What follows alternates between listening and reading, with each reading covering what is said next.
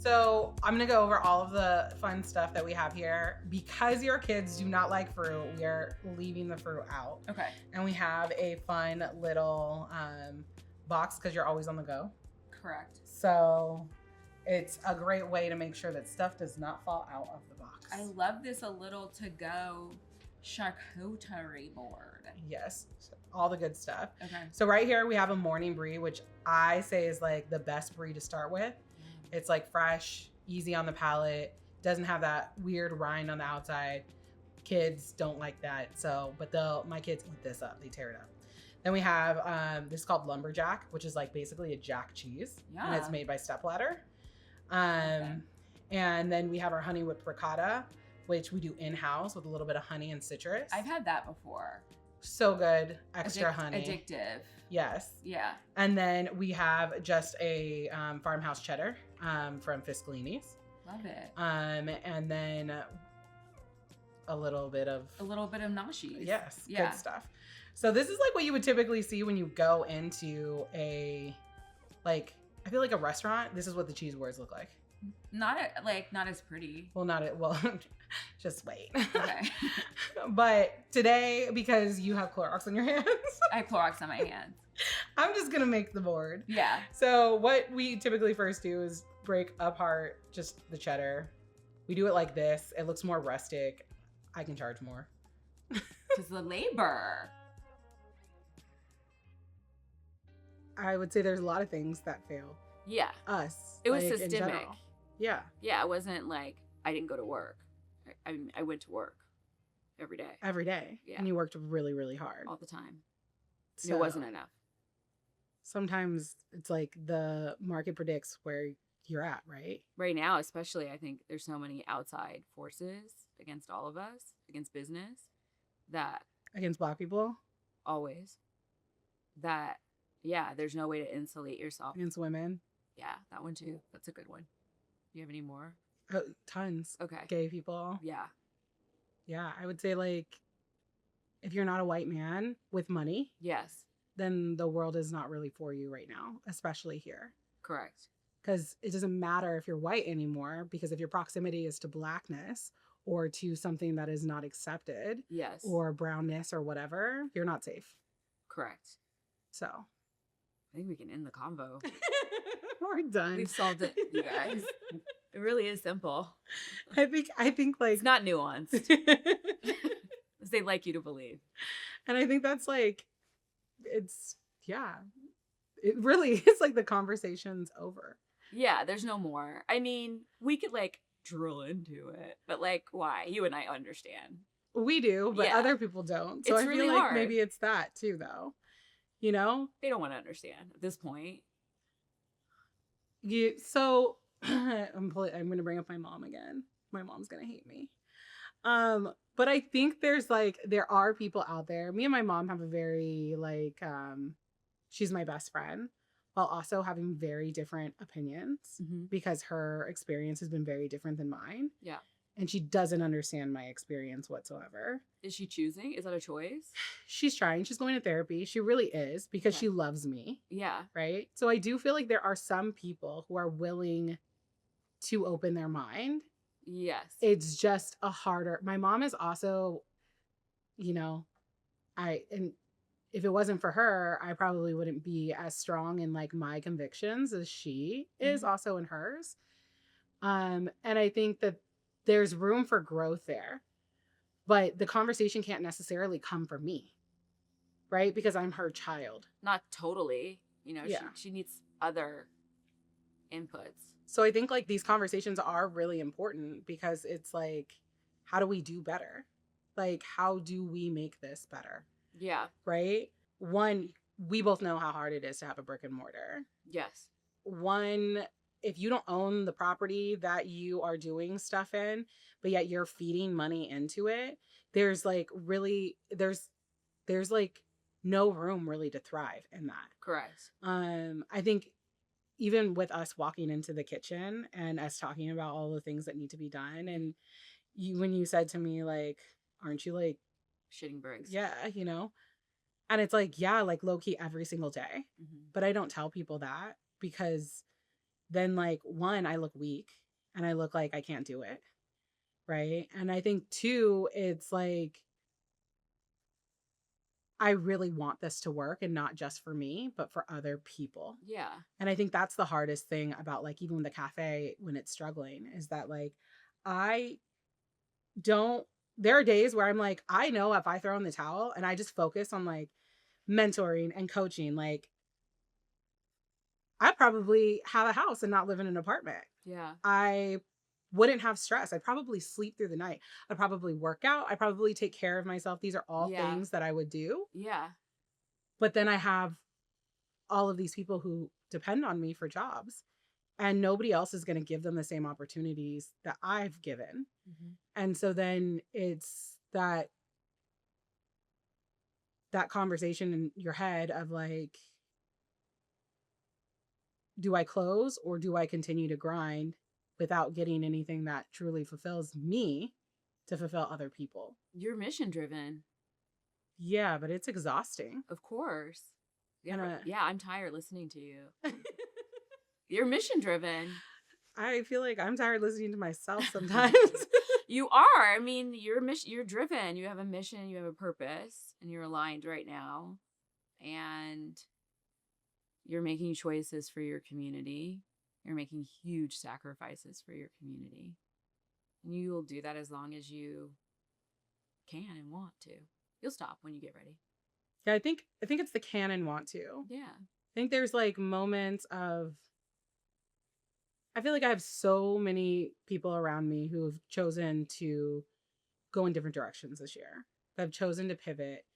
And I think earlier it's like when you said like how did I know when I was failing? But like for me, it wasn't even that. I feel like you made a choice for yourself, which was so like I'm low key envious Because I'm out or because I did it? because you did it. Okay. It wasn't easy. Yeah. It's really hard. Also, it kind of happened to me. It wasn't my choice, really. I was reading the room, but then circumstances stacked up against me. I didn't really have a choice. It was like I didn't own the building and my rent was astronomical. Going in, my base was over 10K a month. That's crazy. And the property had changed hands. It was about to change hands for a second time from the bank to our owner again. And taxes get reassessed and the rent was going up again. And I got a letter out of the blue and it was like, your new rent's going to be $12,700. And that was right before the new owner was set to take over. So I, in my head, thought, okay, well, this is going to go up a little bit again. This property will get reassessed. And again, in 3 to 6 months, I could be paying, $13K or more. Who knows, right? It was unknown. But I knew that $12,700 was unsustainable. And I really kind of just felt like defeated. Like that's when I had to acknowledge that this wasn't working. And also, I had no desire to keep creating wealth for a system that fails me. That was also big. It was like I had the light bulb moment at some point early-ish on that I don't own this property. I'm losing every single day. I'm building wealth for someone else. And commercial real estate is really a scam. Like it is set up for the owner to succeed and grow wealth. For the tenants, it's not. Yes, you get to run a business, but ultimately you don't own the cart or the horse. So they can change the game on you at any point and you're so vulnerable. And even if you own the property and you're paying the mortgage on it, you can pull that money back out and put it into your business. You have like more leverage if you own the building. Or you can sell the building, walk away, lock, stock, and barrel. But when you don't own the property, you're super limited and you're very vulnerable. And being in a city like LA where it's very expensive and the stakes are so high here, not owning the property is really tough. It's really owning the real estate is really what gets you skin in the game in this town for sure. Because you're trying to run $1 million business, $2 million, $3 million, you need to own the $5 million lot it's sitting on. So you have that leverage to balance. And then you add in a struggling economy, you know, and LA is in its own struggle, you know, unique to us. Like, we're not in the same struggle that Detroit is in. We're in our own private struggle and have been for a really long time. And it's just all the ingredients that kept, you know, adding to this stew. It just made it really, really tough, like really hard. So the new property owner that was coming in gave me a choice, and it was leave now, leave your equipment, like leave your assets behind. I'll let you out of your lease. I'll release you from your personal guarantee. You can go or stay and pay this new rent. And I had, you know, those were my options. That's it. The fucking shitty options. They weren't great. There's a lot of ugly crying.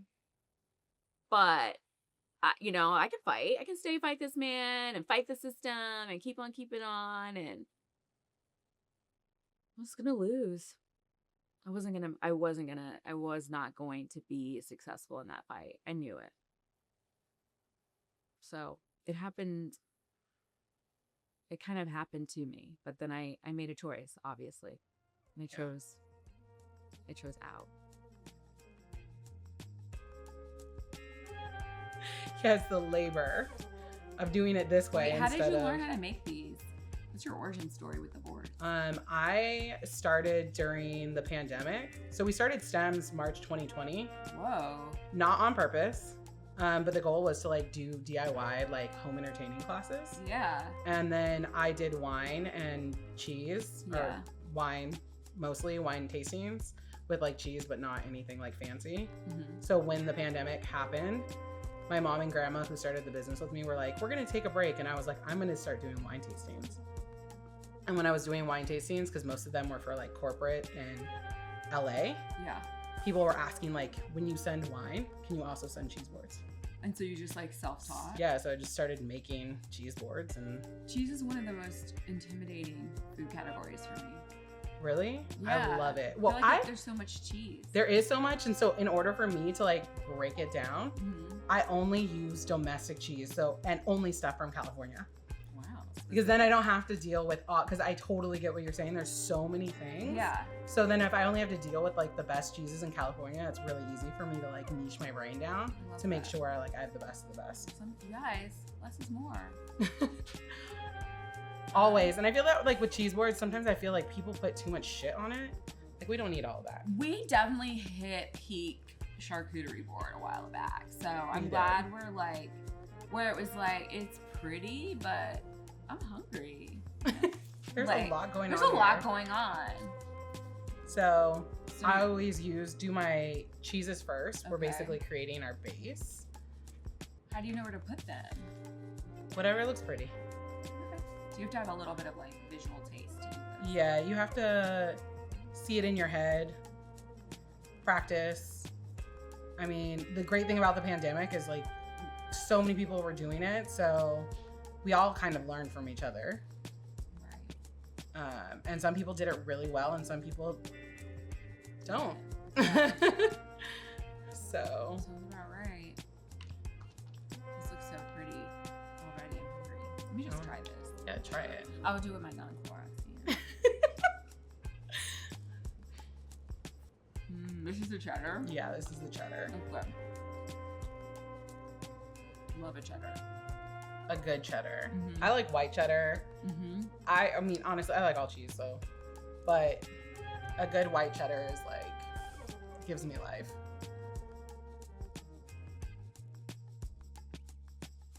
How did you navigate that?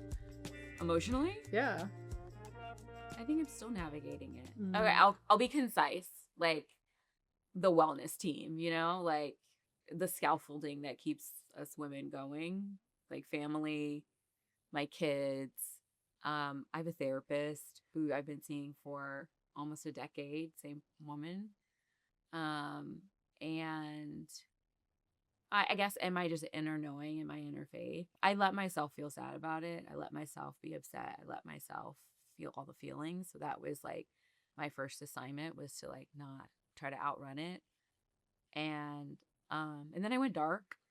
I shut it. I deleted Instagram and I deleted the TikTok and all of that, and just didn't check the emails for a while. And I went dark, shut it out, and just like was feeling my feelings, you know. And then I think that like helped speed up the process. And then like the weight started to lift. Right. So then I just started physically feeling better. Like I started physically feeling relief. And that really helped. So my stress started to just leave my body, and that was undeniable. So I just started to feel lighter and more alive. I took a trip. I fucked off for 2 weeks, which is the longest I've not been a mother. And I went and had fun with a girlfriend and didn't do shit, but had fun. That really helped. I don't even know what that feels like anymore. I didn't know what it was either until I got there, and I was like, "Oh, no responsibility. We're free." Yeah, it was life. It was life changing. It was life changing to like not be a mother, yeah, and not do and like be mothered, right? Like my friend was like, "Come, be with me," and was taking care of me, and so to be like receive that nourishment and be mothered, right? Like it's something I don't get very often. And I don't think you get as an entrepreneur. You're constantly outpouring. So, yeah, to accept love and accept hate, to accept help, to accept love and accept help was really healing and letting go. Yeah. I just had to let go. Like ego death. Like a lot of my, and like looking back, like a lot of my ego was wrapped up in Carla's. It was like my whole personality for 6 years, like trying to get it open to closing. And so letting that go was healing, right? Like I have to reinvent myself again for the umpteenth time as a fucking elder millennial, and accepting that and letting it go. I would say I'm shocked how fast it all happened. I thought I would be grieving a lot longer. I mean, one, that sounds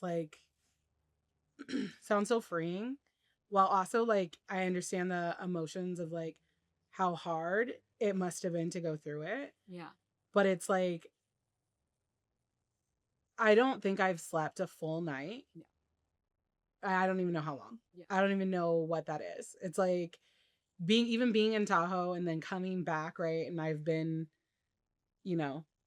I had the opportunity to sleep last night from like 6 on, and I couldn't even, like, I slept a couple hours and then woke up because I was like, I have to do all of these things. And I think like this year I had like actually literally 2 weeks ago, I had a breakdown. Yeah. Which I think is like normal. 100% normal. Because I didn't know how I was going to pay my taxes, and it looked like we were going to have to close the cafe, and it's ego. Yeah. Like I was like, everybody is depending on me. Totally. Everybody's watching me. Yeah. When the reality is there's not that many people watching. No. And there's not that many people that are depending, right? There are. That's real. I mean, yes and no. There's other options. There's other, I don't think you should ever like diminish the ecosystem that you support and how large it is. Yeah. Every time you place an order with a small business, I didn't even think about that. The ripple effect of that, right? Like you bought 10 fish from small businesses. Like your ripple is pretty large.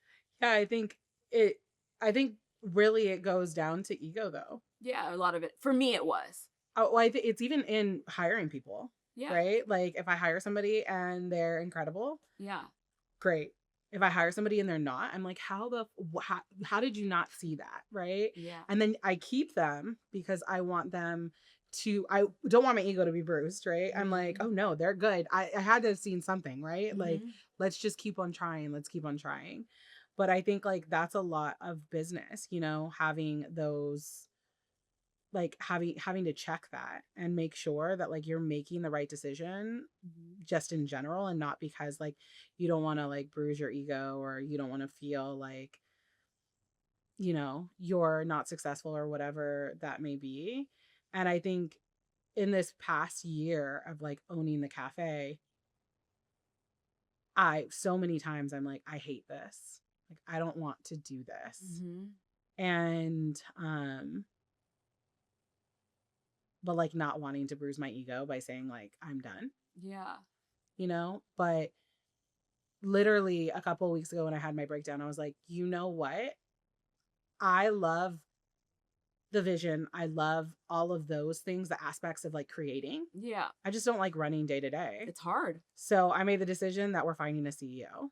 Perfect. And I'm like, I'm done. I'm not doing this anymore. I am bowing out because if I stay in, I don't have like, I had the tools necessary to grow my business to where it's at today. Yes. But I don't have the tools necessary to navigate the economics, the like where we're at in general, and really grow this business. Plus, I feel like with as much as happened in LA, a lot of people don't have. It's unknown. Yeah. It's like AI. We don't fucking know. None. Yeah. So it sounds like you're making good choices for today, which is all, you only have the information of today. It sounds like knowing your zone of genius and not is like, you're a smart business owner. Well, and I think in general, when we become business owners, we're expected to do 10 different roles. Yes. And the reality is we're probably only good at one or two of them, if that. Yeah. And so then on top of it, we're doing all of these things that we were never good in. Yeah. And we're supposed to, and you need to be excellent in them in order to really run and grow a business. I think that's a myth, right? Like, I think you, yes, but also the people that have sustainable businesses have gotten the help they needed probably a lot sooner than you could have. Well, and I think that's right? It is like if you were going to be successful, you have to be good at all of those, or you have to find people. Or you have to have a shit ton of money. Yeah, that. Yeah. Like sometimes in business, often than not, like money is the solution to your problems. I would say like 7 out of 10 problems, money can solve them. And back to like it being extra hard for us, like you bootstrapped your way up, which has like a 90% failure rate, you know, bootstrapping. This isn't like 1902. This is 2026. We live in a global world. The stakes are fucking high. So you bootstrapped your way up and you've got going on 3 businesses. So hats off to you. But the stories we look at where people are successful, they had a lot more institutional support. And people want to present themselves as like the Swiss Army knife of CEOs, but that's not always the case. They got CEOs, CMOs, all the C's behind them and a bucket load of cash, and even they fail. So you have to congratulate yourself for where you are, and we need to stop pretending that this shit isn't fucking hard and it's not stacked up against us. Period. Like full stop. Like there's so many urban legends out there about how you get successful. So many. And they're all made up. A lot of them are. Yeah. Yeah. And then we're just going to take the meat. Are you going to make roses? I mean, I could. Do you want a rose? I don't know. I've never seen someone make it in real life. So there's like a few different ways. We'll do something a little different because this is a box. So when you put the lid on, we want to be able to close it. So what we're going to do is we're going to fold it in half. Yeah. And that's how we'll create the rose. Okay. So usually I just leave it completely like large. And so it'll be higher. Oh, okay. But then it won't fit when we go to close it. So basically what you do is just fold it in half and then just wrap it around just like that. Yeah. And then it's like the beginning of your rose. I really don't have patience for this. You know, it does take a lot of patience. Yeah. But this is not where I thrive. So when I first started doing this, I just like had my daughter.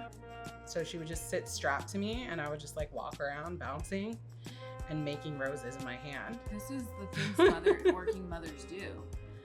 I loved it, but also one of her first words was prosciutto because I was Love that for making, her. and she loves prosciutto. She's my little salami kid. I love that. You call her prosciutto for fun. I call her Squish. Aww. But like, see, I'm done. Like, we're making a tulip today. Like, you know what I mean? Like, I don't have any more for this, you know? But you do. This is what I mean. You're good. I mean, the fattiness on this too also like holds it really well. So it makes it a little bit. Yeah, you need. Guess what? You need guys in the world a little fat to hold it all together. Fattiness. Yeah. Holds it together. Wow, she's getting prettier and prettier. Look, she's done pretty. How does it feel now that you've like done the eat, pray, love moments and you're starting to get back into the groove of like being home and all of those things? How does it feel? Well, it feels great. No.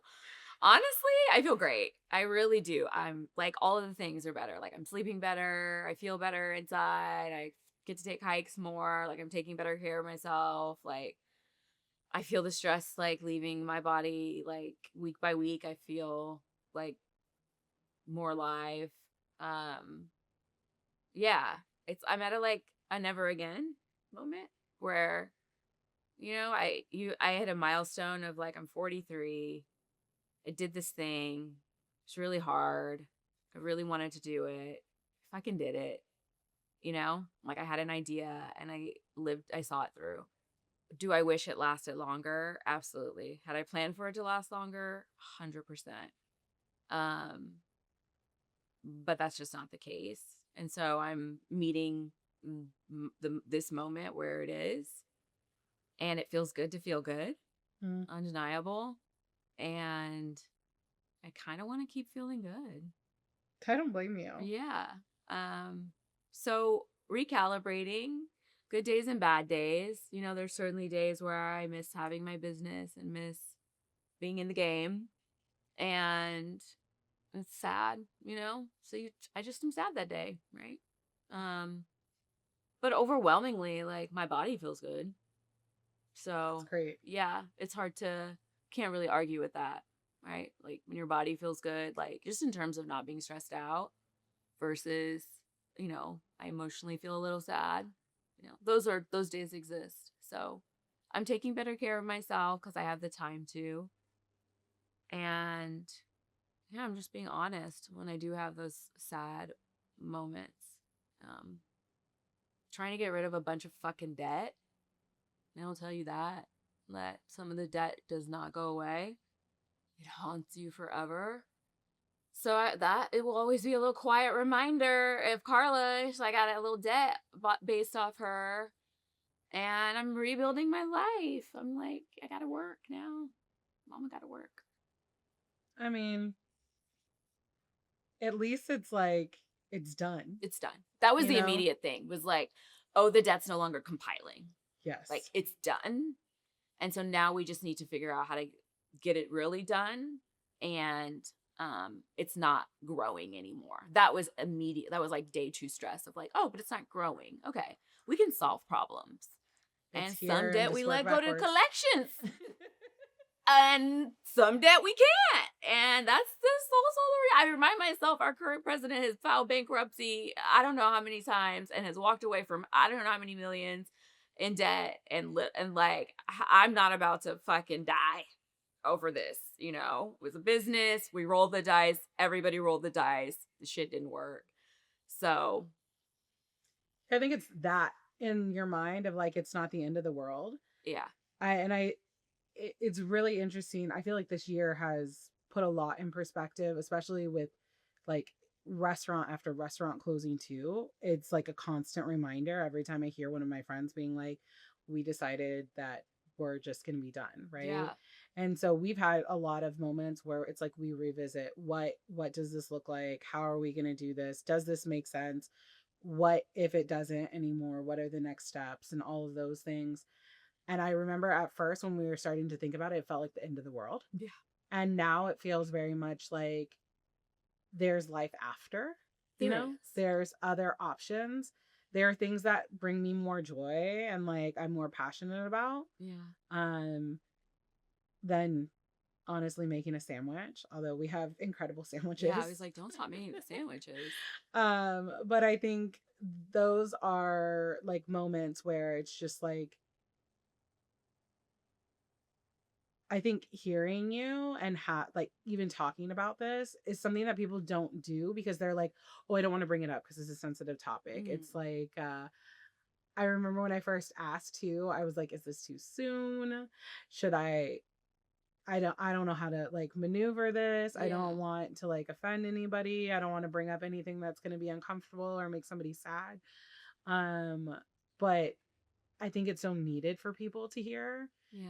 Um, No, it's not too soon. I know. I think, yeah, like the next day after maybe would have been too soon, but I feel like I've just been like rapidly trying to recover, and it's been some naturally and some on purpose. Like really going dark really helps. Like that was one of the first things my therapist said was like, I beg you to delete all those apps and to like get off the internet for a while and just don't check the emails for a while. Like she said that like you will speed up the process. Like you're gonna have to go through this. You want to go through it over the course of a year? Do you want to go over 6 months? Like you pick your choose your own adventure. And she said, I promise you, getting off all of that stuff will speed it up because they're just distractions, right? Like and feelings. The only way through them is to feel them. Like that's it. There's no magic anything. You can't go around them. You can't go under them. You just have to go through them. And so really just like being in the feelings and feeling like shit for, weeks, maybe a month or so, it really helped get me here. And also I have to remind myself too that I'm a powerful person. Like I created all of this. And so why wouldn't I believe that I could create the next version of my life? So I remind myself of that, of like, it's going to be okay because look what you did. You created all of this from nothing, from an idea. So why wouldn't you be able to create the next version of your life, whatever that is? So there's like a faith in that. And the scariest part is the not knowing what it is, right? Of being like, well, who am I if I don't have this thing? That's scarier to me than knowing I can have it or not, is the uncertainty and the not knowing about who I am and where I want to go. But I think just really feeling it and being a mom, like having 2 kids who rely on you and a partner, it helps get shit crystal clear real fucking quick. Yep. Like I got to raise these kids. We got to pay these bills. Like I've realized that up until like right now, like I have had the privilege to chase my dreams the whole time. Like I went to art college. Like what Black people are sending their kids to art college? Like my parents didn't even have not a word of advice. Like it wasn't even a thing. You should be a doctor or a lawyer. They were like, bye, see you later. I went to art college. I lived in New York. I worked in fashion. Like we're talking like no money, no money, no money. But this is what I wanted to do. And then I wanted to pivot into food. I ran a farmer's market. No money, no money. Like, so I've been chasing my dreams for my entire adult life. I'm so lucky. I have to remind myself of that too. And now at this point, I'm like, I want to enjoy my life. Like, not that wasn't fun. It was fun. I had a great time. But how do I build my life so that I can really like enjoy it in a sustainable way? And how can I let go of my American ambition, really, too? Like this ambition that's driven by our culture to really like live. Like the trip, the Eat, Pray, Love, like I was living. At the end of the last year, I got really clear about what my needs were for moving forward. I made a little list, and it was make money. That's important. Work from home, and talk to as few people as possible. That was my short list. That's like a great list. I spent every day talking to like 200 people a day, and I was done, tapped out. No more social capital. So that's where I started with. Like, I want to be at that house. I want to talk to people. I need to make money for my family. And so through that trip, I was traveling with one of my best friends who is a travel advisor. I've traveled with her a lot. And she's kind of been putting the bug in my ear that this could be a great career path. She's been doing that for a couple of years. But of course, I was on my own journey. And so this last trip, we're in Italy. We're staying in 5-star hotels. Like, it was my first time experiencing that life, and I really liked it. So she's like, listen, you want the flexibility, you want to be able to travel, this is the way to do it. So I got home, looked into this career path of travel advisor, and randomly my sister said, you just met, like, we have an advisor, we haven't really enjoyed working with them. If this is something you're interested in doing, like, and you can get up and running, like, we'd hire you. So I would say within a month, I was like certified travel advisor and had been hired by her. And this checks all the boxes. I work from home, I'm making a little bit of money, and I don't talk to anybody.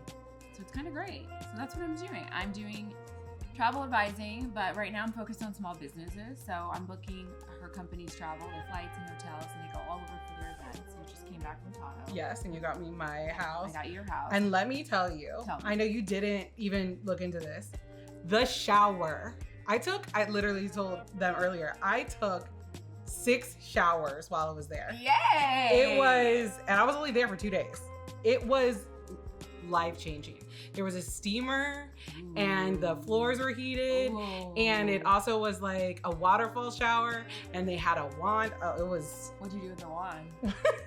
Girl. You started watching Heated Rivalry? I have not. Did you watch Heated Rivalry in that shower? With the wand?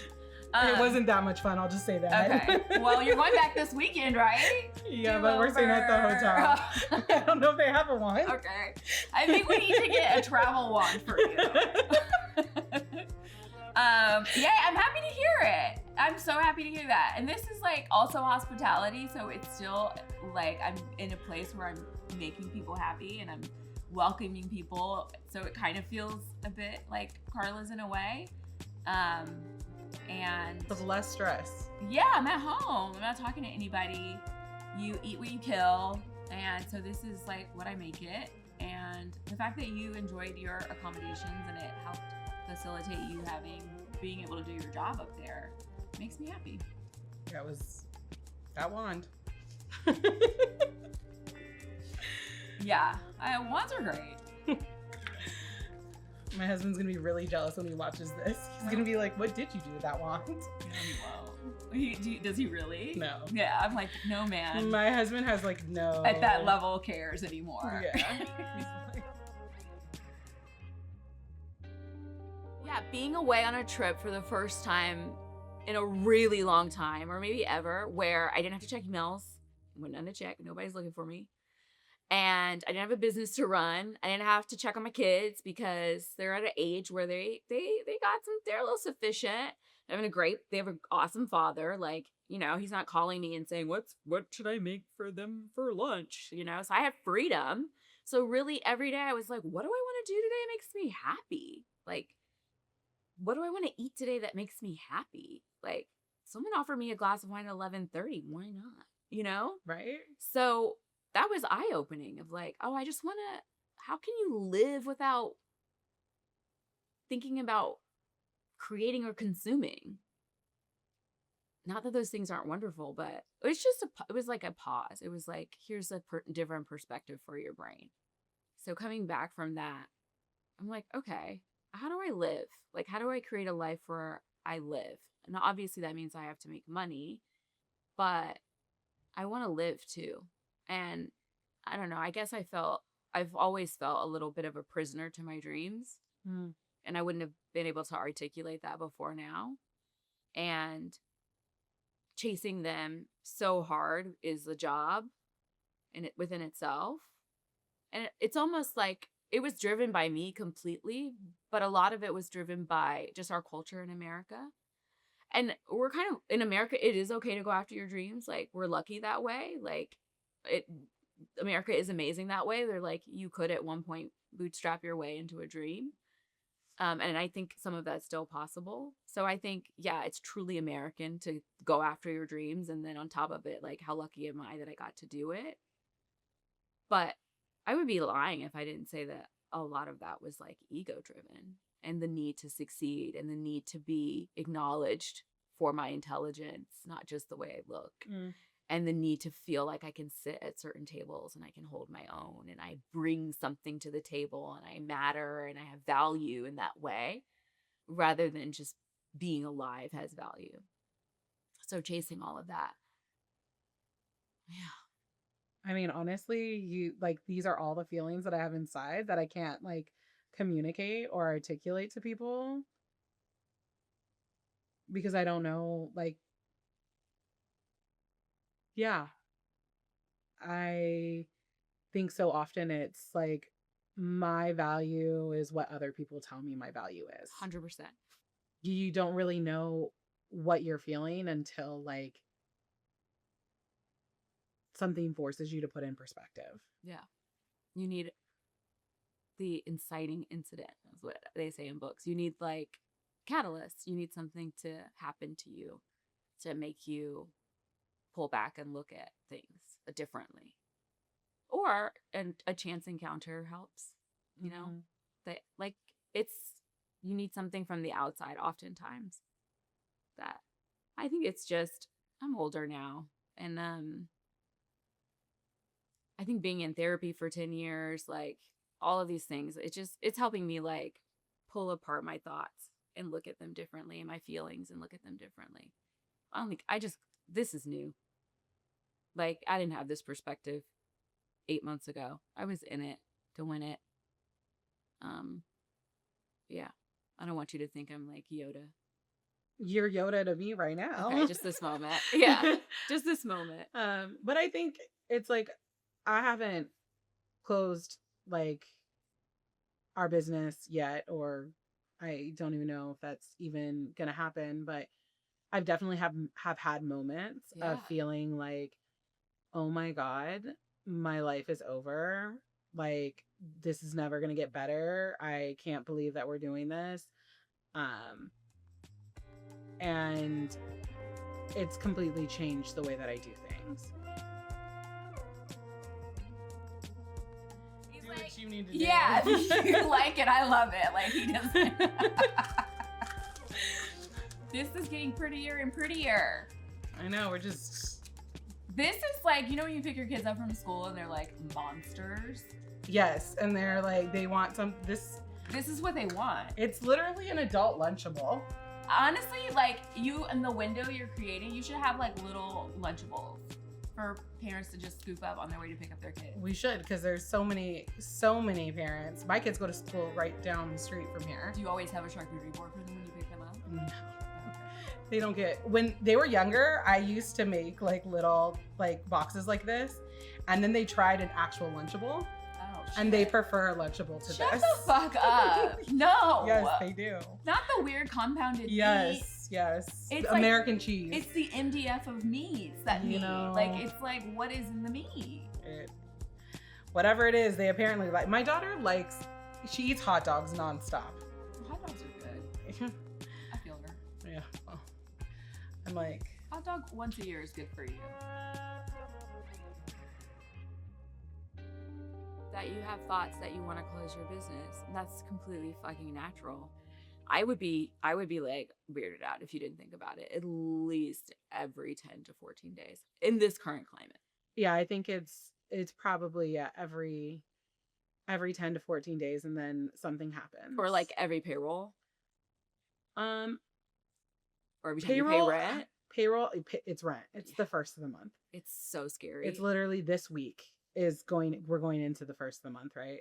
This week, and then also there's sales tax that's due right now. Mm-hmm. So it's like all of those things. I'm like, even the little amount of like money we had, it's like for what? Yeah. But I also think that there's so much going on in the world right now that it's so hard to focus on your business on top of like lifing. Yeah. And then I have like 2 kids. Yeah. And a husband that doesn't live here. Yeah. So I'm not a single parent by any means, on certain levels. But during the week I am. Yeah, for sure. And as they get older, they're self-sufficient. Yeah. But they also can express a lot more, right? Oh, yeah. So they see when I'm tired. Yeah. They see when I'm upset. They see when I'm frustrated. And they be calling me out all the time. Good. I mean, I think our kids keep us honest a little. Yeah. My kids called Carla the third sibling. They were like, that really was our third sibling. And I'm like, I know. They're like, we like it. Like, they're like, be glad you gave her up for adoption, basically. Like the third sibling, like they're glad that she's gone. But I think it's natural what you're feeling. And I guess I want to say you're way too smart for me to tell you what to do. So I'll just say that whatever you decide to do is going to be the best thing. You're going to make the best choice. I already know it. Like, you're so mission driven, and don't ever think that what you're doing doesn't matter, because it does. And it matters, especially right now, because the world does feel a little topsy-turvy and broken. People like you need to survive because you help make it right. And I don't get lost. It's, you make sandwiches, yes, but you support a huge ecosystem like we were talking about. And there's so much social justice that can be done there. Like, economic social justice is a real thing. And like who you source from and how you source and who you pay, that's real. So, but it doesn't have to be at the expense of yourself. Yeah, I think only you get to decide when that shifts. So, you clearly have a high metabolism for stress, way more than I did, and you got this. Whatever you decide to do, it's going to be the right thing. I'm looking at you and I know it is. And if it's not doing it, you're good. Like, you're still going to be good regardless. Like, you have your head on. Yeah.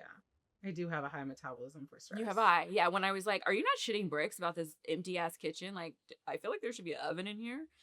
And you're like, yeah, it's all coming. And I'm like, I mean, that has changed too, though. It has taken time to get to this place. No. Like, yeah. That's why I'm confident you're going to do the right thing. There's life on either side. That's true. You just have to choose the one you want. Honestly, you were the greatest helper I've had. Can you tell? It came together just the personality so hire quick. in my life. And wow, the conversation. We did so good. Where are we gonna put our honeycomb? On top of the honey whipped ricotta. Wow. We're gonna do a little extra too, because she needs it. We got that. Look at this board. It's a little adult Lunchable.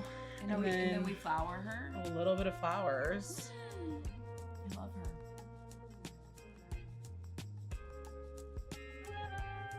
How do you feel about English mustard? I'm great about it. Okay, we're gonna end with a little mustard. I love a little mustard. A little mustard. Where do you put it? On the cornichons and the olives, of course.